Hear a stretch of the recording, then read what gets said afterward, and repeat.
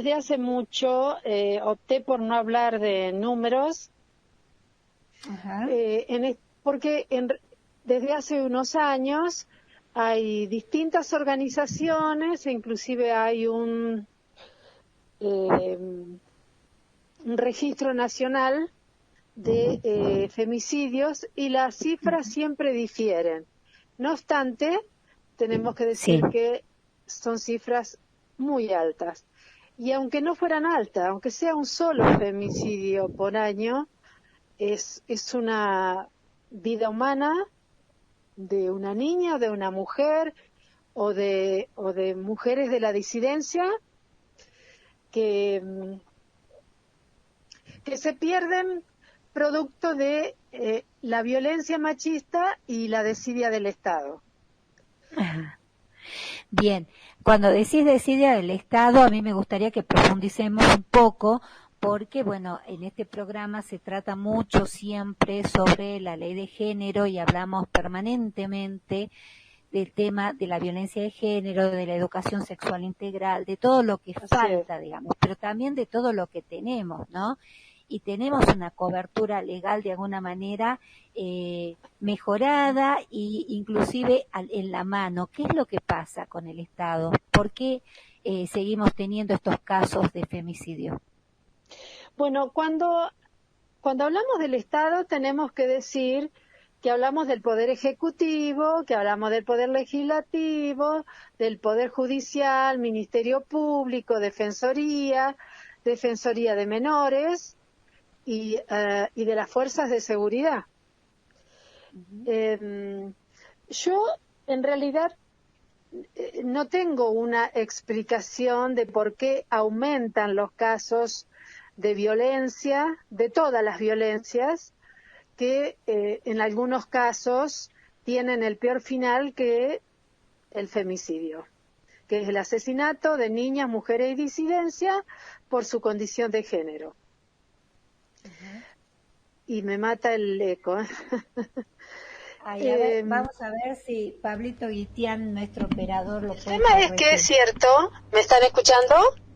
Te escuchamos perfectamente bien. Bueno, el tema es que sí es cierto, como vos decías, Sandra, tenemos un corpus normativo, sobre todo tuvimos un avance impresionante en los dos gobiernos kirchneristas, tenemos que decir. Si bien es cierto, en la época de Raúl Alfonsín obtuvimos algunas buenas leyes,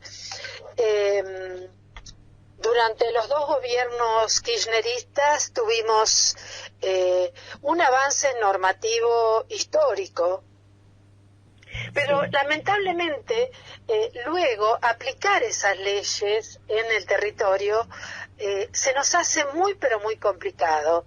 Primero porque tenemos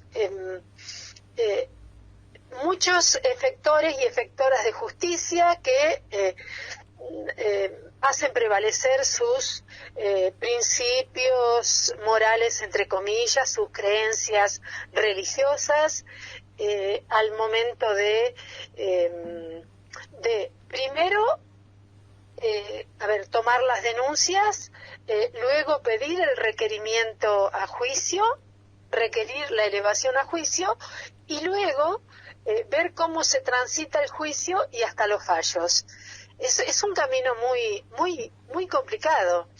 Esta ruta crítica de la que hablamos las mujeres, que comienza muchas veces en la familia, porque hay muchas familias que les piden, obstaculizan a las chicas, a las mujeres, para el hecho de que vayan a denunciar, porque saben que eso se va a mediatizar, eso les da vergüenza, entonces tienen ese primer obstáculo. Después tienen que ir a la comisaría, donde hay montones de policías, pese a lo que dice el gobierno, que hay preparadas, no es cierto, que toman mal las denuncias o no las toman, o si las toman por ahí las cajonean y demoran mucho tiempo en mandarlas a las fiscalías, o que bien desalientan a las mujeres, sobre todo a las mujeres de los barrios, de las villas, a que se vuelvan a sus casas, que le hagan un guisito a su pareja, a su expareja, que se va a calmar, y denuncias. Tenemos un poder ejecutivo con ministros como Canepa, por ejemplo, que se opone a la aplicación de un programa por ley desde el año 2006, como es la ley el programa de educación sexual integral, y que no podemos aplicarla porque tenemos ministros como Canepa, que por ser un hombre ultracatólico está en contra de esa ley y se la aplica con parches y no en todas las escuelas, y además aplicada con docentes que en su momento fueron profesoras de religión, y como ya no se da no se da de alguna u otra manera, no se da religión católica en las escuelas, esos docentes ahora son los encargados de dar educación sexual integral. Es una locura esto. Sí, es contradictorio. ¿Qué tal? ¿Cómo te va? Marcelo Blanco te habla. ¿Cómo andas? ¿Bien? Sí, buenas tardes, ¿cómo estás? En alguna vez en la municipalidad, Martita. Así es, ¿cómo estás, Marcelo? Bien. No, lo que te quería consultar, bien, interesante lo que vos estabas diciendo con respecto a esto de que las mujeres van y hacen la denuncia. ¿No deberíamos modificar o transformar la legislación donde, en definitiva, aquel que no toma la denuncia sea cómplice del femicidio? ¿Se podría ver de hacer? Todas las leyes están todas. La ley más completa que se logró en el año 2000, entre el año 2009 y 2010, es la ley 26.485, que es la ley para prevenir, sancionar, erradicar la violencia contra las mujeres en todos los ámbitos en que realicen desarrollan sus relaciones interpersonales. Ahí están descritas todas las formas, todos los modos o todas las formas y las modalidades de las violencias contra niñas, mujeres y disidencias. Y tenemos, esa es una ley nacional, tenemos la ley provincial 7888, tenemos la propia Constitución Nacional, que ha incorporado tratados internacionales a los que se le han otorgado rango constitucional. Leyes tenemos, pero a montones. Lo que pasa es que lo que sobran son funcionarios, funcionarias del gobierno ejecutivo o del poder legislativo o del poder judicial, que son renuentes a aplicar esas leyes, porque tenemos leyes a nivel nacional y tenemos legisladores y legisladoras aquí que se oponen a que la provincia, por ejemplo, se adhiera a leyes nacionales. Por ejemplo, estoy hablando de una en particular, una de las últimas que me llamó la atención y que habla de la paridad de género en los medios de comunicación también, porque es muy importante tener la mirada de las mujeres, y si son miradas feministas, mucho mejor, en los medios de comunicación. Y resulta que hay diputados acá que no quieren adherirse a esa ley. Y eso es una violencia, porque desde siglos venimos luchando por la igualdad de derechos. No por ser iguales a los hombres, como muchos burros y burras que ocupan bancas quieren hacer creer a la población. Lo que luchamos por la igualdad de derechos, la igualdad de oportunidades. Y eso no puede ser si no estamos en paridad. Porque esta cuestión de que hablan de la meritocracia, de que vos tenés que tener determinadas condiciones para entrar, porque el género sí, el género no, ¿y quién les toma exámenes a los burros que entran a la legislatura, a la Cámara de Senadores, al Consejo Deliberante, al propio Poder Judicial, al Poder Ejecutivo? ¿Quién les toma clases? Solo porque son varones entran. Claro. Y las Mira, mujeres Marta, las mujeres no podemos entrar en paridad porque la cultura nos ha impuesto, solo por tener unos determinados genitales, nos ha impuesto que debemos ocuparnos de las tareas de cuidado. Léase las tareas domésticas y tareas de cuidado, porque mayoritariamente sabemos que aún cuando están cambiando muchas cosas, son las mujeres las que deben ocuparse, además de trabajar fuera de su casa, vuelven y tienen que hacer la comida, lavar la ropa para los chicos que van a la escuela, mirar sus deberes, limpiar los baños, lavar las porquerías de toda la familia. Si se enferma el suegro, la suegra, la madre, el padre, ¿quién va? Sí, y sin salario, ¿eh? Exactamente. Y sin salario ni las tareas de reconocimiento. cuidado que son sin salario, además. Claro. Y entonces digo, eso también es un gran obstáculo para el desarrollo integral de las mujeres, para que las mujeres puedan, por ejemplo, ir en paridad a ocupar bancas a la Cámara de Diputados y Diputados, senador y senadora, concejales, concejalas, etcétera. Es un gran obstáculo. Pero no, hay señores que por el hecho de que tienen tiempo para rosquear, están al cohete, se han casado con mujeres que tienen mucha plata, como por ejemplo el diputado Zapata, que tiene problemas para rosquear y es uno de los que se opone a la ley de paridad en los medios de comunicación, porque exige que las mujeres demostremos capacidad. ¿Y qué capacidad demostró él? Sí, por favor. Entonces, todo es una cuestión que todo eso tenemos que ver cuando hablamos de violencia de género, de violencia contra las mujeres, de violencia machista. Todas esas y cosas todo tiene que ver también poner. con la violencia psicológica también, ¿no? Que Claro. es importante, ¿no?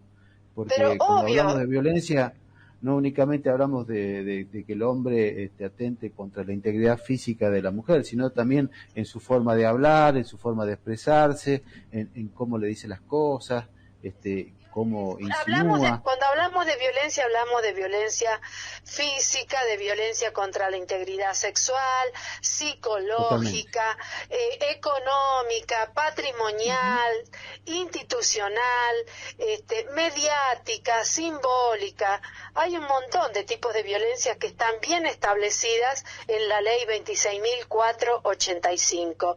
Y entonces digo, esa es la sumatoria de violencias que hacen que todavía la sociedad naturalice que a las chiquitas se las comience a acosar en la calle, porque como he visto yo y he tenido que intervenir por la rabia que me ha dado, se las empiece a acosar a partir de los 8 años. Yo he visto a nenitas de 8, 10 años y más de un tipo que va en bicicleta o en moto, bajarse de la moto en bicicleta para perseguirlas, hablarles en el oído para ver si las llevan en sus motos o en sus bicicletas. Sí, sí, sí. Hay una ley ahora en tratamiento que es justamente contra el acoso callejero, pero hay que ver cómo se cumple, todo hay que ver cómo se cumple y creo que en esto, Marta, a ver si estás de acuerdo, tiene que continuar la batalla cultural, no sé si estás de acuerdo. Son muchos los tipos de violencia, porque hablamos, por ahí empezamos por el acoso, después tenemos que cuidar el lenguaje, porque el lenguaje es transmisor de violencia. El acoso, el golpe, el insulto, después la violación, la desaparición de niñas y mujeres como víctimas de trata para explotación sexual en general, también son víctimas de trata para explotación laboral, pero en general las niñas y mujeres que desaparecen son víctimas de trata para explotación sexual. Muchas de ellas no han aparecido nunca más en esta provincia y hay muchas desaparecidas. Y después llegamos a la expresión máxima de lo que son las violencias machistas, que es el femicidio. Pero ¿por qué se llega al femicidio? Porque anteriormente ha habido una serie de llamadas de atención a las que las instituciones no le prestan atención. Porque están los SIC, están las comisarías, está el área de la mujer, está el polo de la mujer que no sirve absolutamente para nada, pero para nada, pero las feministas tenemos que renegar como locas porque llegan los fines de semana largos, un día a la noche, y tenemos que resolver nosotras porque trabajan con horario de empleados públicos, y fuera de ese horario, si alguna mujer están por matarla o la violaron, tienen que esperar hasta el otro día. No es así. Ajá. Y entonces Tiene que por ver el eso horario, digo, entonces.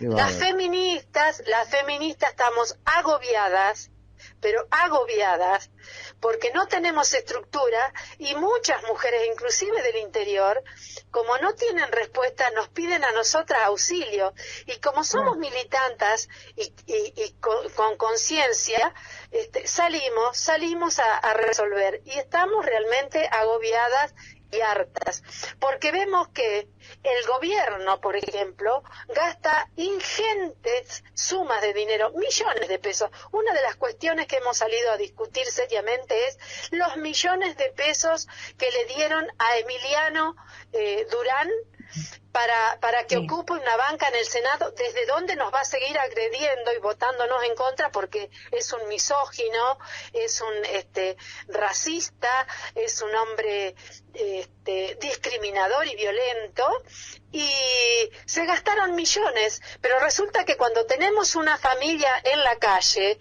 a las 11 de la noche, porque lo sacaron con sus valijas porque no pueden pagar los 5.000, 8.000 pesos que sale una habitación de pensión, no hay ni 3.000 pesos en el Granbur, dice que no hay plata. Entonces, ¿qué hacemos? Tenemos que hacer la vaquita nosotras para pagar esa habitación. Digo, acá hay muchas fallas. ¿Cómo no van a seguir ocurriendo los femicidios si a nadie le importa? No les importa, no está en la agenda, y no les importa tanto que el presupuesto que se aprobó para el año 2021, eso por orden del gobernador, ¿no? Con anuencia del gobernador, de 157.000 millones de pesos, solo asignaron 15 millones de pesos para erradicar la violencia machista. ¿Les parece a ustedes? ¿Qué son 15 millones? Realmente. Para atender a todas las... No alcanza ni siquiera para un barrio de la ciudad. Claro, totalmente. Y totalmente, Entonces, aparte, y no alcanza para seguir dando la batalla cultural, que no debe parar nunca, Marta, porque todo pasa por ahí. Tenemos leyes para absolutamente todo, como lo decías vos y lo decía yo, sí, sí. Comparto la mirada.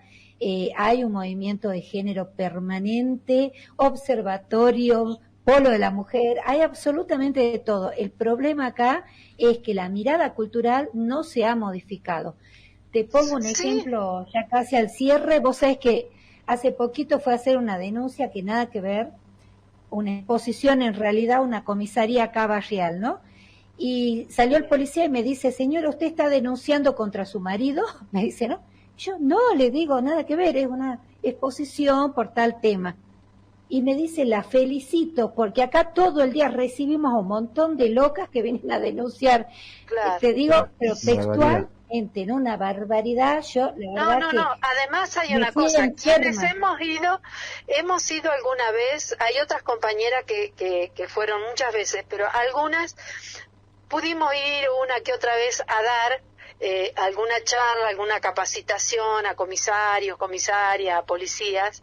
Un desastre. Se acercan en los coffee break, se nos acercan las mujeres policías a decirnos que sus propios compañeros o sus propios compañeros de vida o algunos de trabajo golpean, las maltratan y que no deben decir nada porque si no quedan sin trabajo. O las echan a ella, o como le pasó a la policía de Tartagal cuando denunció a un comisario abusador.